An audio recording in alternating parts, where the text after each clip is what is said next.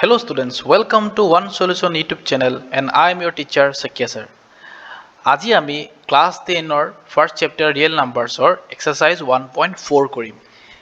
ইয়াত first question actually ইয়াত এটাই question আছে অকল. So first and one and only question লিখা আছে without actually performing the long division নকৰাকৈ state whether the following rational numbers will have a terminating decimal expansion or a non-terminating repeating decimal expansion. That means আমাক কোৱা হৈছে যে যিকোনো এটা ফ্ৰেকশন হওক যদি আমি actual division নকৰাকৈ তাৰ expansion কেনেকুৱা হ'ব সেইটো আমি ডিটাৰমাইন কৰিব লাগে. For example 2/5 year decimal expansion terminating হ'ব নে non-terminating হ'ব তাক আমি অকল ডিভাইড কৰিহে গম পাওঁ. Usually suppose if I divide 2/5 তে 2 direct divide na jai, so 0 and decimal bohalu ya 0 ta nami ahile 5 4 ja 20. So the decimal expansion of 2/5 is 0.4. Here 0.4 after decimal here shekh hoi goise, that means it is terminating decimal. Am I right? So teneke yat ami divide kori jeneke ulalu kintu ebur questioner karone ami divide nokorakoi actual division nokorakoi ami tar decimal expansion terminating hobo ne non terminating hobo hetu ami uliabo lage. So let's get started. তো ইয়াত আমাক উলিয়াব দিছে 13/3125. So ইয়াত students টেকনিকটো কি হ'ব, ইয়াত আমি যেটো ডিনোমিনেটৰ আছে 3125 তাৰ আমি প্ৰাইম ফেক্টৰাইজেশন কৰি চাব লাগিব.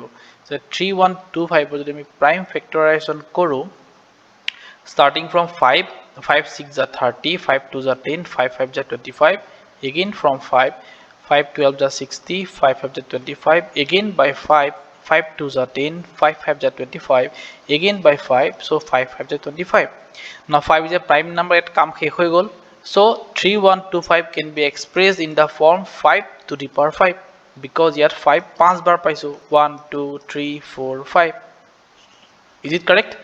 এতিয়া কথাটো হল কি তোমালোকে কেনেকে ডিটারমাইন কৰিবা যে ইয়াৰ ডেসিমেল এক্সপানশন এই নাম্বাৰটো ডেসিমেল এক্সপানশন টাৰ্মিনেটিং হ'ব নে নন টাৰ্মিনেটিং হ'ব লাগে কি যেটো আমাৰ ডিনোমিনেটৰত আছে তাৰমানে ইয়াত ডিনোমিনেটৰ 13/3125 আছে নহয়, এই ডিনোমিনেটৰ 3125 ৰ যদি ডেসিমেল এক্সপানশনত যদি 2 or 5 or both তাৰমানে যদি decimal expansion of the denominator contained 2 or 5 or both, then the decimal expansion of that same number will be terminating, otherwise it will be non-terminating repeating. কি কলো বুজিলা, তাৰমানে যিকোনটা পাৰ্টিকুলাৰ ফ্ৰ্যাকশনৰ ডিনোমিনেটৰ যদি আমি prime ফেক্টৰাইজেশন কৰোতে তাত অকল 2 অকল 5 or দুইটা থাকে তেন্তে সেই নাম্বাৰটো ডেসিমেল এক্সপানশন টাৰ্মিনেটিং হ'ব, আৰু যদি বেলেগ কিবা নাম্বাৰ থাকে তেন্তে হেতু নন টার্মিনেটিং হ'ব. ওকে স্টুডেন্টস, সো ইয়াত আমি যে কম পালো যে prime ফেক্টৰাইজেশন of 3125 is 5 to the power 5. তো ইয়াত 5 আছে, তো আমি লিখিম যে since the prime factorization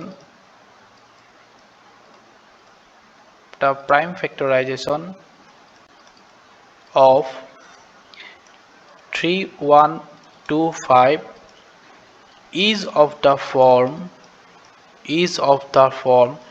2 to the power n into 5 to the power m. এটো মই এক্সপ্লেইন কৰিব বিচাৰিছো. Usually the standard form of the prime factorization should be 2 to the power n into 5 to the power n, where n and m are any whole numbers. কিতাপত তোমালোকে non negative number পাবা, non negative integer পাবা. Non negative integer মানে whole নাম্বাৰে বুজায়. So ইয়াত n আৰু m টো যিকোনো হোল নাম্বাৰ হ'ব লাগিব. তাৰ মানে যদি ইয়াত চোৱা তুমি এক্সাম্পল ইয়াত 5 to the power 5, তো ইয়াত 5 to the power m হৈ আছে, okay, but 2 to the power n টো নাই. Now we know that 5 to the power 5 ৰ লগত এটা 1 অটোমেটিক্যালি ইনটু হৈ থাকিবই. Is it correct? That 1 can be expressed as 2 to the power 0. Am I right? Because যিকোনো এটা নাম্বাৰৰ ওপৰত 0 যদি এক্সপোনেন্ট থাকে এনসাৰটো সদায় 1 হয়. ওকে, সো 1 ক আমি 2 to the power 0 লিখিব পাৰো. এতিয়া এই নাম্বাৰটো দেখাত এইটো হত নিচিনা হৈছে নে 2 to the power n into 5 to the power m হৈছে নে? ডেফিনেটলি হৈছে হয় নহয় তো সেই কাৰণে আমি লিখিম যে since the prime factorization of 3125 is of the form 2 to the power n into 5 to the power n therefore 13 by 3125 has terminating decimal expansion okay তো যিকোনো এটা ডিনোমিনেটৰ যিকোনো নম্বৰ ডিনোমিনেটৰত যোনটো প্ৰাইম ফেক্টৰাইজেশ্যন হয় সেইটো সদায় দেখাত 2 to the power n into 5 to the power m হ'ব লাগিব তেতিয়াহে টাৰ্মিনেটিং হ'ব ওকে বুজি পাইছা নে let's move to the next problem next problem আমাক কৰিব দিছে যোনটো নাম্বাৰ 2 হয় 17 by 8 তে ইয়াত আমাৰ 8 আছে তে আমি জানো যে 8 equal to since 8 equals to 2 cube okay now the prime factorization এটো কি হ'ব 2 cube আছে আৰু ইয়াত ধৰিলো 1 টা আছে লগতে এটো 2 cube into 5 to the power 0 লিখিব পাৰো তে হৈ গল ন 2 to the power n into 5 to the power m ফৰমেটত হয়নে নহয় ওকে ইয়াত খালি আমি দেখাব নালাগে যে 5 to the power 0 হৈছে এইবিলাকো দেখাব নালাগে because মই অলৰেডি কৈছো যে either 2 or 5 or both থাকিলে হল now the prime factorization of 8 is of the form 2 to the power n into 5 to the power m therefore 17 by 8 has terminating decimal expansion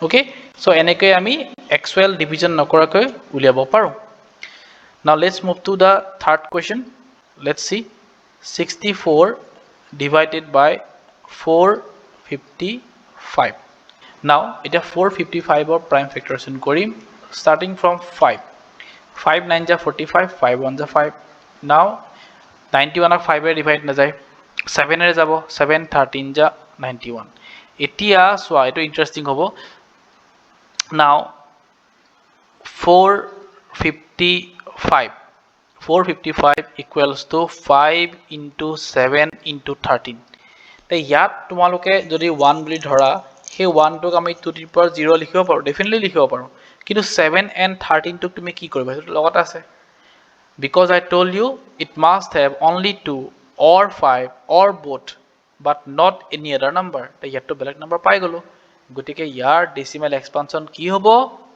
correct year decimal expansion হ'ব non terminating repeating so আমি লিখিম since the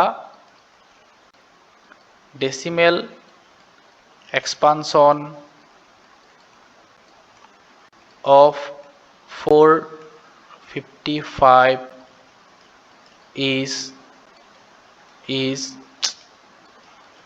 is not of the form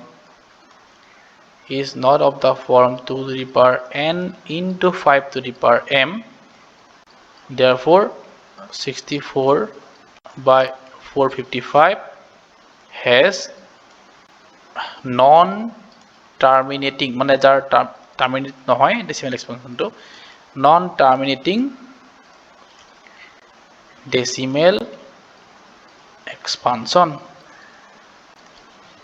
okay students so এনেকে আমি তিনটা example কৰিলো দুটা example দেখালো যে কেনেকে আমাৰ যদি নাম্বাৰটোৰ প্ৰাইম ফেক্টৰেশন কৰোতে 2 or 5 থাকে তেন্তে হেতু টাৰ্মিনেটিং হ'ব আৰু দেখালো যে লগতে যে যদি কিবাটা প্ৰবলেমৰ যদি ডিনোমিনেটৰত তোমাৰ apart from 2 and 5 বেলেগ কিবা নম্বৰ থাকে তেন্তে নন টাৰ্মিনেটিং ডেসিমেল এক্সপানশন হ'ব I believe এই তিনটা প্ৰবলেম দেখি পলাই তোমালোকে ইয়াৰ বাকি যিবোৰ প্ৰবলেম আছে প্ৰবলেম নাম্বাৰ 4 ৰ পৰা প্ৰবলেম নাম্বাৰ 10 লৈকে তোমালোকে নিজে কৰিব পাৰিবা Am I correct? So, আজিলৈ এতে আহিছো students দেখিলা তোমালোকে exercise 1.4 কেনেকে solve কৰিব লাগে ইয়াৰ পিছত আমি লগ পাম next chapter টোত Okay, take care, bye bye.